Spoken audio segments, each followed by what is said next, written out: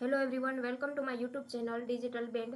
આજે મારા YouTube channel ઉપર પહેલો વિડીયો છે. તો તે વિડીયોમાં આપણે શ્રમયોગીમાં સ્કોલરશિપ કેવી રીતના મેળવવી અને તેમાં ફોર્મ કેવી રીતના ભરવું તે વિશે માહિતી મેળવશું. તો સૌ પહેલાં આપણે ગૂગલ ક્રોમ ખોલી લેશું અને તેમાં સર્ચ કરશું સન્માન પોર્ટલ. તેના પર ક્લિક કરીશું.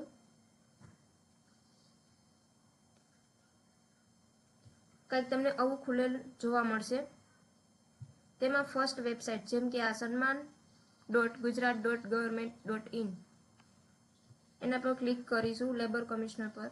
તેમાં ક્લિક થઈ ગયા પછી કંઈક આવું ખુલશે. જો તમે ફર્સ્ટ ટાઈમ આ સ્કોલરશિપનો લાભ મેળવવા ઈચ્છતા હો તો તમારે પહેલાં રજિસ્ટ્રેશન કરવું પડશે. જે અમારો એરો કી ઉપર ધ્યાન રાખજો, જેમાં આ પ્લીઝ રજિસ્ટર હિયર ત્યાં જઈને તમારે પહેલાં તો રજિસ્ટર કરવું પડશે. તેમાં કંઈક આવું ખુલશે અને યુઝરનો પ્રકાર હશે લખેલો, તેમાં તમારે ક્લિક કરશો એટલે આમાં બાંધકામ શ્રમિક, કારખાના સંસ્થા શ્રમયોગી, બાંધકામ શ્રમિક જે અંત્યેષ્ટિ અને અકસ્માત મૃત્યુ સહાય યોજના મેળવવા માટે, કારખાનામાં કામ કરતા તો કારખાનાના શ્રમયોગી માટે અલગ, અને બાંધકામનું જે બાંધકામ જે ચણતર, કડિયાકામ એ બધું આમાં આવે બાંધકામ શ્રમિકમાં. એમાં ક્લિક કરવાનું. યુઝરનો પ્રકાર બાંધકામ શ્રમિક સિલેક્ટ કર્યા પછી શ્રમયોગીનું આધાર કાર્ડ નંબર, તેમાં શ્રમયોગી જેમ કે પપ્પાના નામ ઉપર હોય તો પપ્પાના આધાર કાર્ડ નંબર અહીંયા નાખવાના.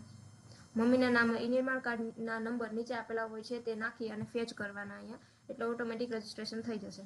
બસ એટલું જ કરવાનું રહેશે. મારે રજિસ્ટ્રેશન થઈ ગયેલું હોવાથી હું તમને લોગિન કરીને કેવી રીતના કરવું હોય ત્યાંથી આપણે સ્ટાર્ટ કરીશું.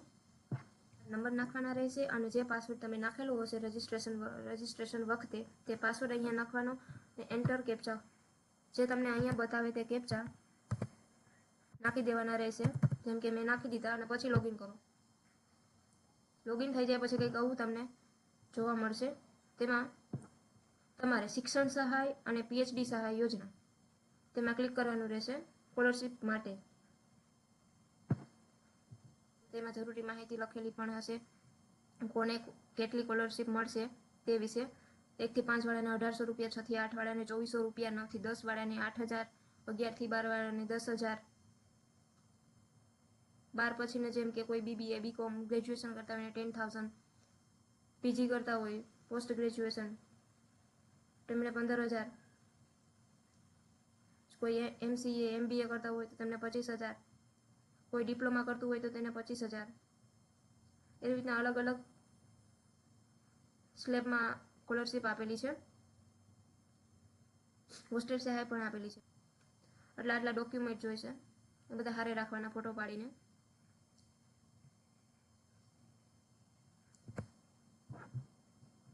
અને એક્સેપ્ટ ઉપર ક્લિક કર્યા પછી તમને કંઈક આવું જોવા મળશે. તેમાં રજિસ્ટ્રેશનમાં જે ડિટેલ નાખેલી હશે તે બધી ડિટેલ ઓટોમેટિક આવી ગઈ હશે અહીંયા. જેમ કે નોંધણીની તારીખ, શ્રમિકનું નામ, ઓળખ કાર્ડની અંતિમ તારીખ, ઓળખ કાર્ડ નંબર, પછી વિદ્યાર્થીની માહિતી. તેમાં વિદ્યાર્થીનું પૂરું નામ અંગ્રેજીમાં નાખવાનું અને જમણી બાજુ જે અહીંયા ત્યાં ગુજરાતીમાં નામ નાખવાનું. પછી પિતાનું નામ અહીંયા નાખવાનું. પછી પિતાનું નામ ગુજરાતીમાં આખું નામ અહીંયા નાખવાનું. જેન્ડર સિલેક્ટ કરી લેવાની, શારીરિક સક્ષમ છે કે અસક્ષમ છે તે સિલેક્ટ કરવાનું. જન્મ તારીખ નાખવાની, વિદ્યાર્થીની ઉંમર નાખવાની, ઉંમર ઓટોમેટિક સિલેક્ટ થઈ જશે. વિદ્યાર્થીની જાતિ નાખવાની, જે જાતિમાં તે વિદ્યાર્થીની જે જાતિ હોય તે.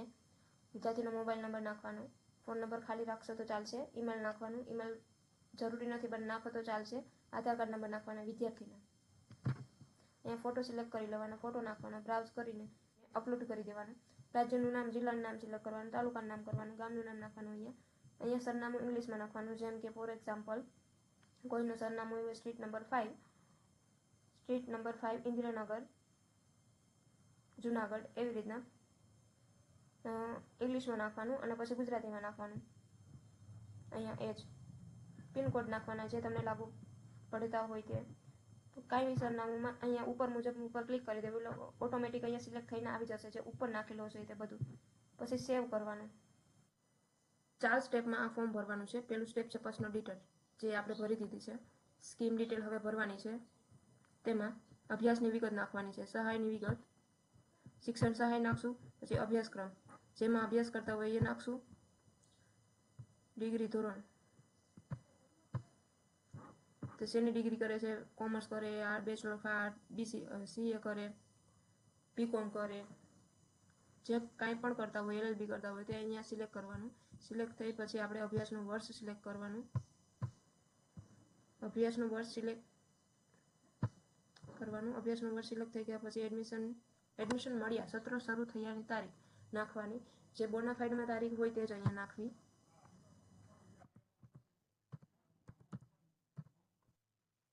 પછી વર્ષ નાખવાનું 2024, રિઝલ્ટનું વર્ષ નાખવાનું, તેમાં પણ 2024 નાખવાનું. રેશન કાર્ડ નંબર નાખવાના. પછી શાળા કોલેજનું નામ લખવાનું. સ્કોલરશીપ તમને મળવા પાત્ર છે તે બધી અહીંયા હશે. જેમ કે 10,000 મળવા પાત્ર છે. જો સ્કૂલ ફી નાખવાની અહીંયા જેટલી હોય તેટલી. પછી અહીંયા ક્લિક કરવાનું એટલે ઓટોમેટિક તમને જે મળવા પાત્ર સહાય છે અહીંયા આવી જશે. થોડીક વાર લાગશે, રાહ જોવાની, પછી ઓટોમેટિક આવશે. 10,000 આવી ગઈ. પછી હોસ્ટેલ, જો તમે પ્રાઇવેટ હોસ્ટેલમાં હો તો તે હોસ્ટેલની ફીસ અહીંયા નાખવાની. પછી અહીંયા ઓનલી ક્લિક કરવાનું એટલે અહીંયા ઓટોમેટિક આવશે. જો તમે કોઈ હોસ્ટેલમાં ના હો તો 0 નાખવાનું. પછી અહીંયા ક્લિક કરવાનું એટલે ઓટોમેટિક જે તમને મળવાપાત્ર સહાય હશે તે ત્યાં આવી જશે.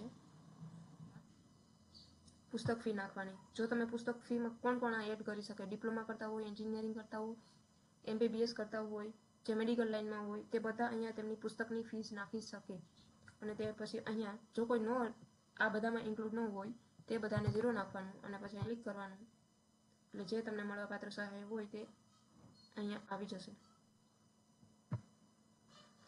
પછી લાસ્ટમાં જે અહીંયા કુલ મળવાપાત્ર સહાય, જે તમને ટોટલ સ્કોલરશીપ મળતી હશે તે બધી અહીંયા આવશે. જેમ કે 10,000 મળવાપાત્ર છે મને તો 10,000 આવશે અહીંયા. પછી અહીંયા બેંકની વિગત નાખવાની બધી. બેંકની વિગત નખાઈ જાય પછી તમારે બધાએ સેવ કરી દેવાનું. સેવ ઉપર ક્લિક કરશો એટલે તમારી એપ્લિકેશન સેવ થઈ જશે અને તમે નેક્સ્ટ સ્ટેપ જેમ કે ડોક્યુમેન્ટ ડિટેલ ત્યાં તમારે બધાએ અપલોડ કરવાના છે તે સ્ટેજ ઉપર જતા રહેશે. સેકન્ડ સ્ટેપ સેવ કર્યા પછી તમને કંઈક થર્ડ સ્ટેપ આવું દેખાશે જેમાં ડોક્યુમેન્ટ ડિટેલ હશે. તેમાં ડોક્યુમેન્ટ બધા અપલોડ કરવાના રહેશે. જે 1 MB કરતાં ઓછી હોવી જોઈએ ડોક્યુમેન્ટના PDFની સાઇઝ અથવા તો ફોટાની સાઇઝ. તો પહેલાં તો બોનાફાઇડ નાખવાનું છે. અહીંયા બ્રાઉઝ કરી અને પછી અપલોડ કરી દેવાનું. બાળકના આધાર કાર્ડની નકલ નાખવાની છે. બાળકની ફી ભર્યાની પોંચ નાખવાની છે. જો હોય તો ઠીક, બાકી ના હોય તો પણ ચાલશે, કેમ કે બોનાફાઇડ ઇન્ક્લુડ થઈ ગયું છે એટલા માટે.